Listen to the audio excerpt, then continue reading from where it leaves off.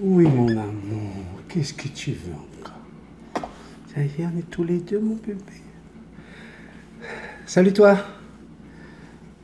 Alors c'est vrai, j'oublie souvent de rappeler un petit peu, surtout pour les nouveaux abonnés, quel est le but de la chaîne. Le but de la chaîne, c'est d'être avec vous, avec toi, parce qu'ici on se tutoie, et c'est de partager tout et rien à la fois.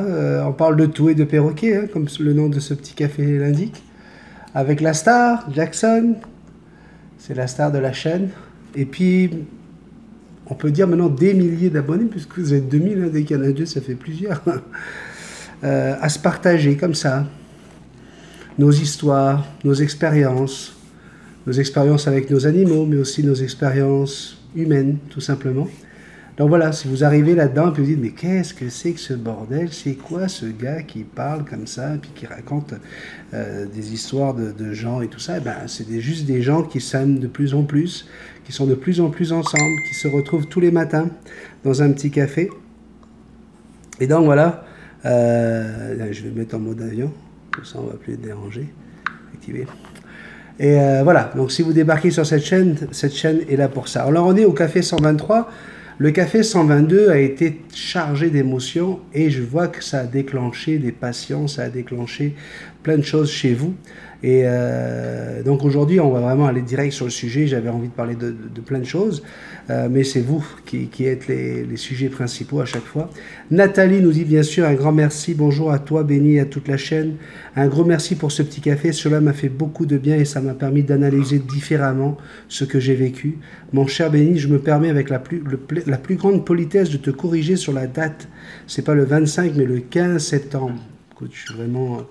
Désolé ma chérie, tu sais, j'ai essayé d'avoir les informations en tête et puis voilà, je me suis trompé. Et tu as bien fait de rectifier le tir parce que je pense que pour toi c'est une date tellement importante qu'il fallait le souligner. Et oui, j'ai ma grande fille Sandrine. Sandrine, elle s'appelle Sandrine, c'est incroyable. Hein. Il y a plein de choses comme ça, les étoiles s'alignent. Hein. Sandrine de 20 ans, mais j'ai aussi deux beaux ados, un beau grand garçon de 14 ans, Zachary, très joli nom biblique, et une magnifique fille de 13 ans, Megan, qui est attachante. Est-ce que tu connais le chanteur qu'on appelait l'attachant? C'était Jodassin. Oui, et j'ai eu le plaisir d'interviewer Claude Lemel, qui a été celui qui a écrit les plus belles chansons de Jodassin, que ce soit À toi ou bien d'autres. Et donc Claude Lemel disait, oui, effectivement, on l'appelait l'attachant parce qu'il était très perfectionniste, mais tellement adorable. Une petite pensée à Manon, bisous, et surtout merci à tout le monde, je vous adore. Mais nous aussi, on t'adore Nathalie. J'ai eu un très très grand plaisir de te parler la dernière fois au téléphone et de pouvoir t'aider et raconter ton histoire. Et puis tu vois que beaucoup d'abonnés n'ont pas hésité à venir également essayer de t'apporter leur soutien. Un abonné, ah oui, pour l'abonné anonyme, hein, l'abonné qui nous a parlé hier de cet événement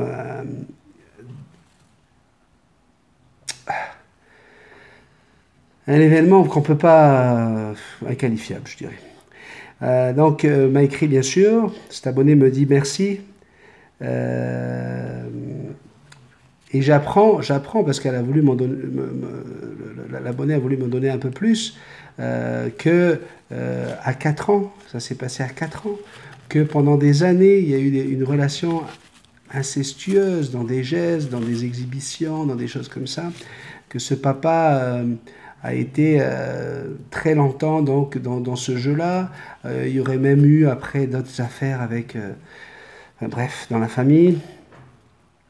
J'ai eu le plaisir de lui répondre, hein, et l'abonné me dit, écoute, merci beaucoup, j'ai une vision de ce que je dois faire, mais voilà, pas facile du tout, c'est pas facile. Donc on va souhaiter à cet abonné le meilleur, mais quand je lui ai répondu, je lui ai dit, je trouve qu'aujourd'hui, on a une culture de la pédophilie de plus en plus grande.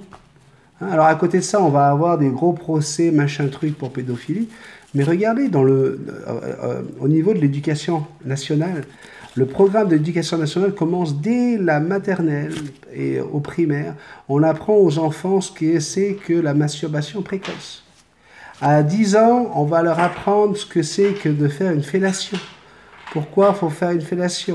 Les positions, on leur apprend les 6 positions différentes de pénétration vaginale. On leur apprend la sodomie en 5e. C'est quoi la sodomie? On leur apprend même, et ça c'est tout ce que je vous dis, là j'ai été regarder un petit peu ce qui se passait un peu partout, et puis ce sont des psychologues, des pédopsychiatres qui disent que c'est incroyable de laisser faire ça, qu'il faudrait vraiment que les parents réagissent. En 5e, on leur explique pourquoi dans un film pornographique, les gens éjaculent à l'extérieur. Mais attendez...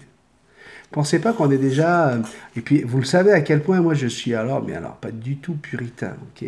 Et puis, voilà, j'ai ma vision des choses, et puis je considère que aujourd'hui, à 15-16 ans, là, eh ben c'est quasiment dans la normalité, et puis quelque part, la nature a voulu ça, hein. Si la nature a fait qu'à 15-16 ans, on ait passé la puberté et qu'on soit fécondable ou quoi, ben ça veut dire que peut-être que c'est pas pour rien, hein. Après, il y a la Bible, la loi, notre éducation judéo-chrétienne qui s'est mise là-dedans, pour dire que c'était pas bien, et puis voilà. Mais par contre, apprendre ça à des gamins, quand on sait qu'aujourd'hui la culture, l'éducation sexuelle se fait à travers la pornographie d'Internet, qu'on trouve sur Internet en cliquant sur tout simplement, hein. Est-ce que tu as 18 ans? Mais oui ou non? Tu sais, alors tu as le gamin de 10 ans là, qui veut le voir, ce truc-là, il va cliquer non. Ah non, j'ai pas 18 ans. C'est comme si que... Enfin bref. Il y a une hypocrisie énorme, Et puis, donc, entre ça, et puis, je ne sais pas si vous avez remarqué, quand même, depuis les 20 dernières années, de plus en plus, on essaie de dessiner les femmes dans la vie sexuelle plus proche des petites filles que des madames. Hein. On enlève tout ce qui est poil, déjà, et puis on y va, quoi, y compris le pubis. Moi, je veux bien comprendre qu'au niveau, pour des raisons hygiéniques, hein, qu'on fasse un petit toilettage là où il faut, mais au point de tout enlever et au point de créer des salons, il y a des salons de chirurgie esthétique aux États-Unis qui font un carton, et c'est la mode d'aller se refaire faire une chirurgie esthétique de sa petite minette, de façon à ce qu'elle se ressemble le plus possible à une petite minette, une minette de petite fille, quoi. Donc là, à un moment donné, là, cette culture de la pédophilie, est-ce que c'est pas un truc qui est de plus en plus gravissime? Jusqu'où on va aller? Jusqu'où on va aller? Puis alors les histoires, ça s'arrête plus. Vous avez ce gars quand même qui passe au tribunal pour avoir eu une relation sexuelle avec une gamine de 11 ans. Ok, mais la gamine, elle était consentante d'après le juge, d'après les procureurs. Il n'y a rien qui prouve qu'elle n'était pas consentante. C'est la gamine, il y a quand même, le gars il a 28 ou 30, 28 ans je pense, et il y a quand même une différence d'âge qui est incroyable, donc, ne serait-ce que par ce rapport de force, hein, de l'âge où le gars il est là, il est où, hein, et c'est pareil dans l'ascenseur déjà ça a commencé à lui dire fais attention, hein, si tu fais pas ce que je te dis. Ah oui mais tu comprends, la petite fille elle m'a envoyé des photos d'elle dénudée, donc ça veut dire qu'elle était consentante.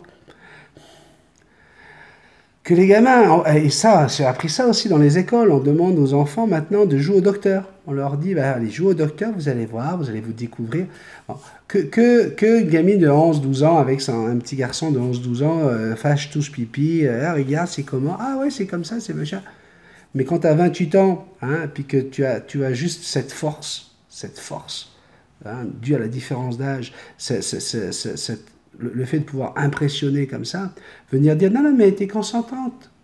Eh bien, croyez-le ou non, hein, vous le savez, l'histoire est dans toute la presse.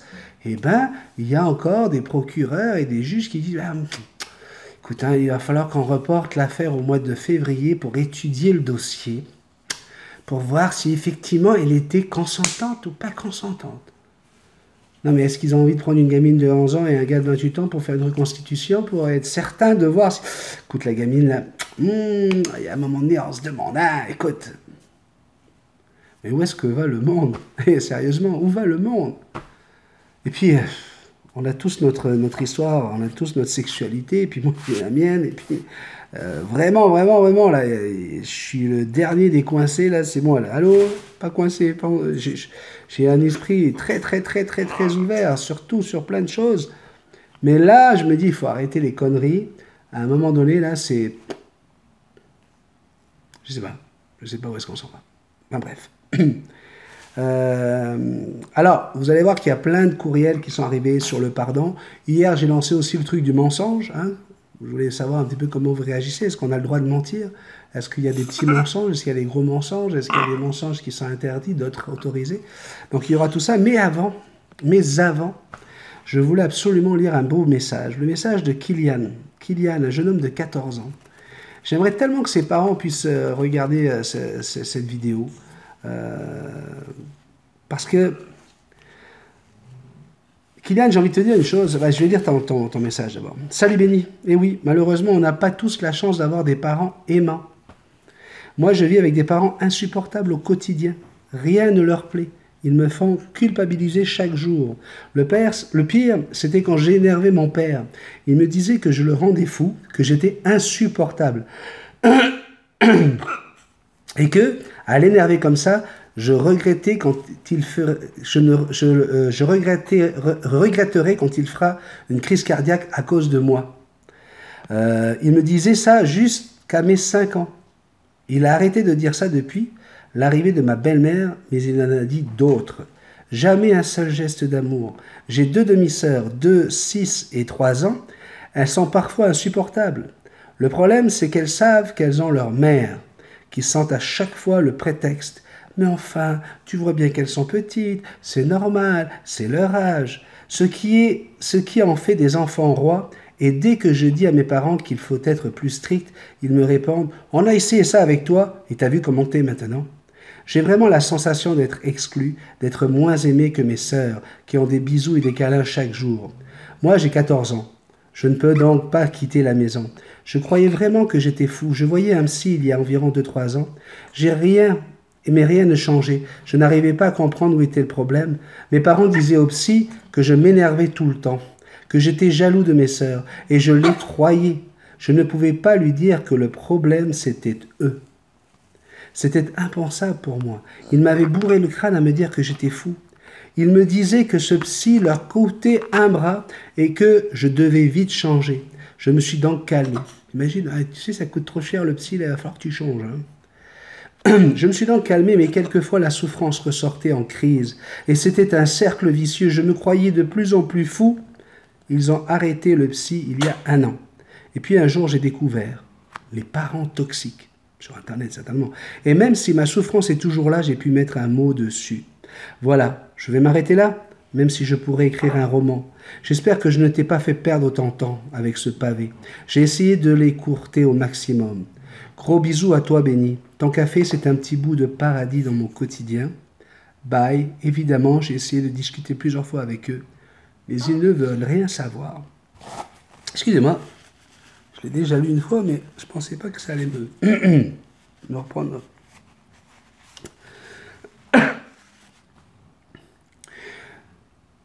Kylian, tu sais, un des métiers les plus durs au monde, puis tu vas t'en rendre compte le jour où ça va t'arriver, c'est d'être père ou mère. Pourquoi? Parce que on n'a pas toujours un bon exemple, et puis on n'a pas forcément toujours le mode d'emploi sur nous au moment où ça arrive. Je cherche pas à les pardonner, là. Je cherche pas à les pardonner, mais ce qui est certain, Kylian, c'est que ça a fait de toi un homme. Eh oui, tu as 14 ans, mais tu as une maturité dans tes termes, dans ta façon de t'exprimer. Et puis je salue tout le respect avec lequel tu m'as écrit, toute la... Quoi, voilà, je sais qu'on va encore faire parler plein d'abonnés. Il y a plein d'abonnés qui vont être là pour t'encourager, mon Kylian. Je vais te dire une chose, à 14 ans, là, je pense que vu que tu es déjà un homme, le plus dur est derrière toi. Le plus dur est derrière toi. Et puis, je te souhaite qu'un jour tu puisses avoir cette vraie discussion avec papa et maman. Enfin, surtout avec papa. J'ai l'impression que maman n'est plus là. Avec ton père, quand tu auras le courage, quand tu auras trouvé la maturité nécessaire pour le faire, et qu'à ce moment-là, ben, voilà, tu auras fini le roman et tu vas pouvoir fermer le livre et partir sur une nouvelle histoire qui sera la tienne. Ton histoire de père, de mari, enfin bref. Kylian, vraiment merci beaucoup. Merci beaucoup d'avoir partagé comme ça. avec nous. Magali, bonjour Benny et tous les amis, la belle Jackson. Benny, pour ce qui est du pardon, moi je ne sais pas le faire encore. J'arrive à mettre de côté, mais ça reste toujours présent. Mais je travaille dessus. Je voudrais te demander, Benny, si tu as un de tes amis ou nos amis abonnés qui sauraient m'aider. Je me suis fait opérer de l'estomac il y a 8 ans et ça a bousillé mes intestins avec des problèmes gastriques, diarrhée, etc. Si vous auriez une solution pour moi, car ça me met mon quotidien en bataille. Ravi d'avoir vu ta petite Sandrine. Bisous, amitié, Magali et Adrien. On a Julien également qui m'a écrit. Julien, coucou Benny, Belle Jackson et toute la grande famille. Vous savez, Julien avec son perroquet. Tu nous as fait un café touchant aujourd'hui. Et oui, ça nous fait réaliser que la famille, quand ça se passe bien, est une des choses les plus importantes dans notre vie. On n'en prend pas toujours conscience et on se brouille par moments pour des bêtises insignifiantes. Alors que d'autres n'ont pas cette chance. Cette chaîne est juste magnifique. Et j'espère que tu continueras longtemps à l'animer. Ben, tu crois que je vais me gêner? Non seulement ça nous aide pour nos oiseaux, mais en plus de cela, ça nous aide ou nous fait prendre conscience dans nos rapports humains. Alors, je te dis bravo. Allez hop, je vais essayer de faire court. Je pense que tu as reçu la mauvaise photo la dernière fois. Je te la remets. C'est Mao qui te l'a dédicacée. Et depuis, Mao sort maintenant de sa cage. Il a fait ses premiers vols. Pas du tout habitué, il s'est un peu cogné. Mais aujourd'hui, ça va beaucoup mieux. On a commencé le rappel et il a réussi à revenir sur le battant. Donc, je suis très content. À l'heure où je t'écris, il se repose sur son perchoir, le bec grinçant. Juste une petite question. J'ai vu sur le net qu'on ne doit pas entendre la respiration de son perroquet. Or, après un envol, il respire très fort, une fois atterri. Je me dis que vu qu'il n'a pas l'habitude, ça doit être normal. Il doit manquer de muscles et d'endurance. Qu'en penses-tu?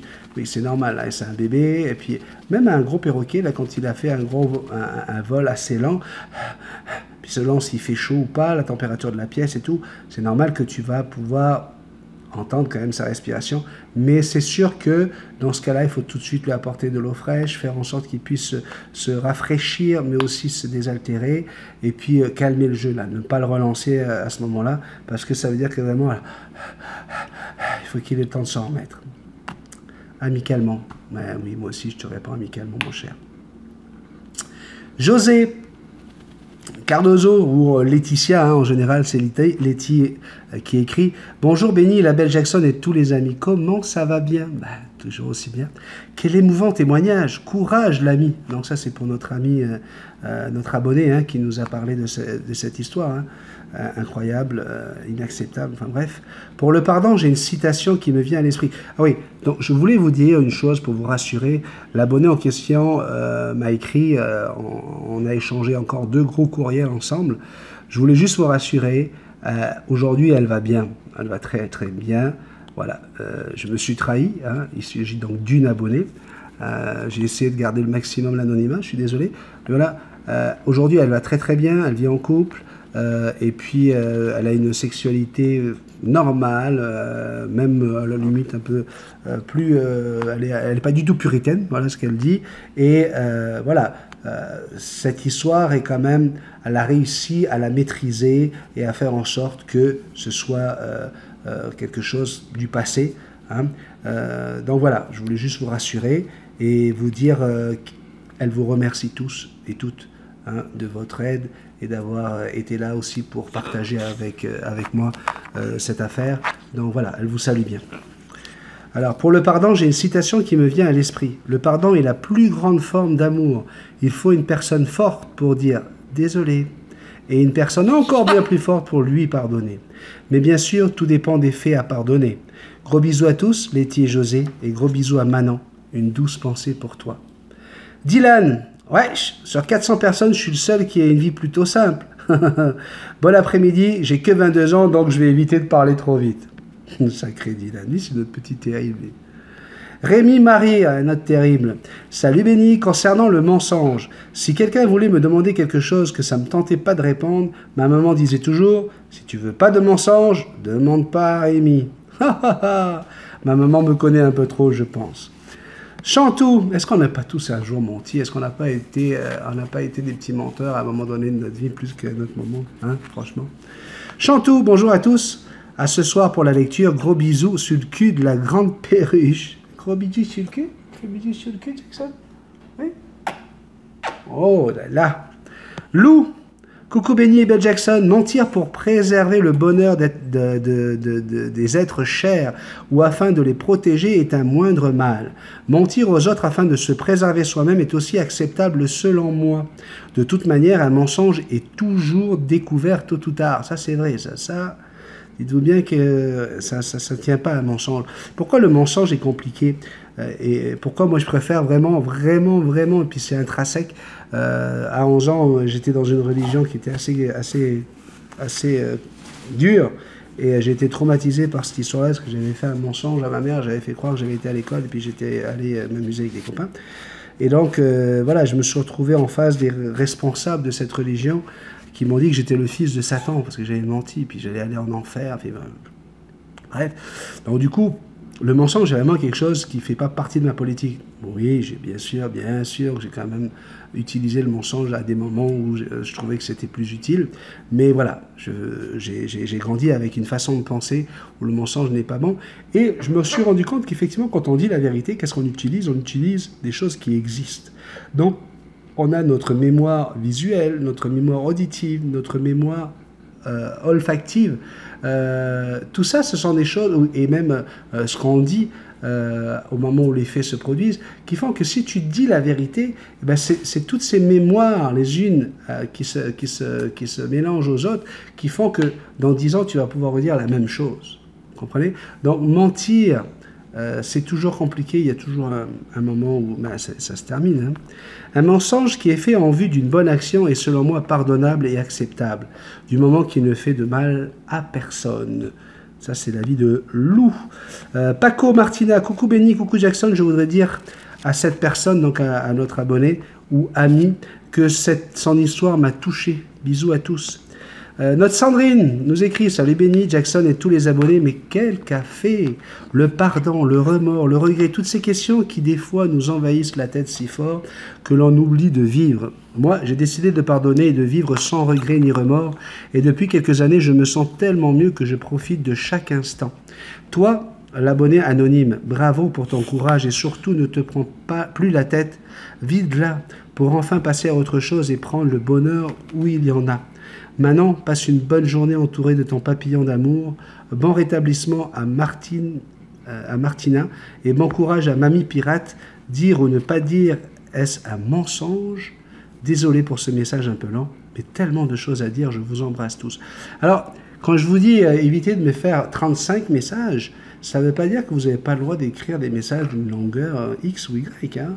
Allez-y, moi ça me fait super plaisir de vous lire, donc ne vous retenez pas non plus. Mais tout ce que je vous demandais, c'était de condenser tout ça dans un message, pas de m'en écrire 35 par jour. Valérie Galizi, coucou, j'aimerais avoir ton avis. Je donne à mes 3 haras de l'argile achetée en animalerie. Il adore ça, on m'a dit que c'était bon pour eux et que c'est nécessaire pour eux. Bisous à toute la famille. Alors oui, l'argile est très très bonne parce que c'est un antiseptique. Et en plus, surtout si vous leur donnez des graines, hein, et puis vous savez que je suis pour les graines, à certains moments, vous ne le savez peut-être pas, vous n'avez pas fait attention. Si jamais les graines sont périmées, c'est-à-dire qu'elles ont dépassé une limite de durée de vie, hein, elles peuvent devenir toxiques pour vos oiseaux. Oui. Et l'oiseau va mettre 2 semaines pour se départir de cette toxicité. Eh bien, sachez que l'argile sera là pour justement s'occuper d'enlever toute la toxicité qu'il y aura dans le corps de votre animal. Donc oui, c'est très très bon. L'argile number 1. Ah, j'ai vu que certains d'entre vous utilisent des extrudés, hein, ou des granulés, ou des choses comme ça, ce que nous on appelle ici la moulée. Et puis ça a l'air que ça fonctionne bien avec certains de vos oiseaux. Encore une fois, moi je ne suis pas un extrémiste, je suis tout à fait ouvert à ça. Ce que je dois vous rappeler, c'est que dans ces produits-là, étant donné que les vitamines, hein, quand vous avez des extrudés, par exemple aux fruits, hein, aux bleuets, par exemple, dites-vous bien que toute la vitamine de la bleuée, elle n'a plus, là, elle a cramé. Donc, qu'est-ce qu'ils font? Ils mettent de la vitamine synthétique. Alors, vous pouvez en donner à votre oiseau. Normalement, votre oiseau va décider, oui ou non, s'il veut en manger, hein, par rapport à s'il trouve le goût sympathique ou pas. C'est possible qu'il en mange, puis qu'il en mange moins, puis qu'il en mange, puis qu'il en mange moins.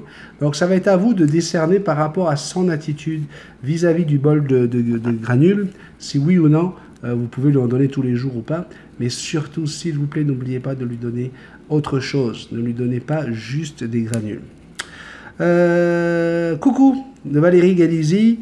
Donc voilà, c'est nécessaire et c'est très bon pour eux. L'argile, bravo. Michel Poix, bonjour à tous. Magnifique message de Stéphane. Oui, elle parle d'un café où Stéphane nous dit à quel point il est déçu de l'homme, des humains. Hein, et c'est pour ça qu'il voue complètement son temps aux animaux. Et elle lui dit, crois aux hommes, mais fais le tri. Perso, moi, j'évite les gens toxiques et choisis les vrais amis. Et bizarrement, je ne côtoie plus que des gens fantastiques. Il y en a. Si, je t'assure, Stéphane. Gros bisous. Un abonné anonyme m'a écrit. Eh oui, encore un autre. Mais c'est parce que c'est une belle histoire. C'est une belle histoire, mais voilà, il a voulu rester anonyme. On va finir avec cette très très jolie histoire. Coucou, mon pote. Fais gaffe, parce qu'ici, pote, c'est cannabis. Hein. Coucou, mon pote. Je vais te raconter une petite histoire sur le pardon qui m'a fait remonter un petit goût amer quand j'ai regardé tes vidéos du voyage de Sandrine. Effectivement, quand j'ai débarqué à Montréal fin juin 1989, je n'avais qu'une idée en tête, goûter à la culture locale. Je ne savais pas que les femmes étaient une culture. Hein. J'ai beaucoup voyagé étant plus jeune et goûté à beaucoup de cultures et trouvant l'accent québécois trop sexy, je ne pouvais déroger à la règle. Bref, la chose fut faite. Mais de quoi tu parles? À la Ronde c'est un parc d'attractions ici, hein, pour ceux qui voyagent dans le monde. Vous connaissez peut-être la compagnie Six Flags, c'est eux qui ont Magic Mountain, Great America, bref, les plus gros parcs d'attractions avec les plus gros manèges du monde. Eh bien, la Ronde est là depuis 50 ans. Hein, et elle a d'ailleurs été ouverte avec les Beatles. Ben oui, il faut le savoir ça. Donc la Ronde, avec une très jolie jeune fille prénommée Lynn. Et je tairai son nom par pudeur pour elle et ses enfants. D'ailleurs, pour l'anecdote, si les cabines sont toujours les mêmes à la grande roue, il y a nos noms gravés dans l'une d'elles. Alors, cher abonné inconnu, va te relire un petit peu parce que c'est incroyable comment j'ai dû passer du temps à tout corriger pour que ça ait du sens. Alors, tu vas sur ton message et puis tu m'écoutes le lien puis tu vas voir tout ce que j'ai dû changer. On a passé quelques temps ensemble, échangé nos adresses, puis j'ai repris mon voyage vers les Laurentides, Chicoutimi, Tadoussac, Québec et Niagara. Quand je suis rentré chez moi, 2 mois plus tard, j'avais une lettre passionnée de Lynn. J'étais jeune et con. Maintenant, je suis plus vieux, mais toujours aussi con. Mais la lettre est partie directement à la poubelle, sans réponse. Bizarrement, en regardant le voyage de Sandrine, tout est remonté et la magie d'Internet aidant, je l'ai retrouvée.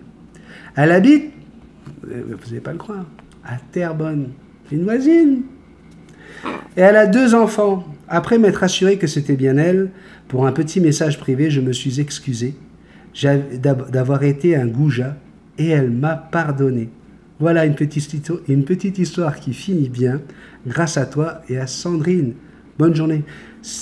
On a juste été un élément déclencheur. C'est grâce à toi que ça s'est bien passé. C'est toi qui as pris la décision de demander pardon, d'aller t'excuser et tout ça. Et puis voilà, c'est des petites erreurs de jeunesse. Hein. Mais bon, je voulais juste savoir, ça va, c'est facile de tirer un coup dans la roue là-haut. Ça faut aller vite quand même, non? Non, parce que je sais pas, ça revient vite en bas, quoi. Raconte-moi, hein. Ça restera anonyme entre toi et moi, non, parce que moi je peux y aller à la ronde. Je me vois bien en train d'amener ma petite Sandrine, puis me faire toutes les cabines en une journée pour aller voir si j'arrive à trouver ta signature. Allez, c'est sur ces... Oh oui, ça te fait rire, Jackson. C'est sur ces conneries que je vous quitte, en vous disant un immense merci. Voilà, c'est incroyable que grâce à des sacs à plumes comme ça, oh oui, on arrive à parler de tellement d'autres choses. Je vous dis merci. N'oubliez pas, vous pouvez m'écrire également en privé sur le multitasman777@gmail.com. Mettez vos petits pouces s'il vous plaît. Partagez au maximum, qu'on soit de plus en plus nombreux dans cette belle famille. Merci de regarder les publicités, ça je l'ai remarqué, ça se voit dans les chiffres. Donc c'est vraiment super sympa de votre part. Et puis si vous n'êtes pas encore abonné, juste à cliquer là. Ouais, ça y est, bing, regarde le petit bonhomme avec le chapeau là. Tu appuies dessus et puis tu t'abonnes. Gros bisous, à demain, si vous le voulez bien. Oui, Jackson, je pense pas qu'on te voie là. Mais non, tu ne vois pas, elle était trop bas. Mais oui, mais oui, mais oui. Mais oui.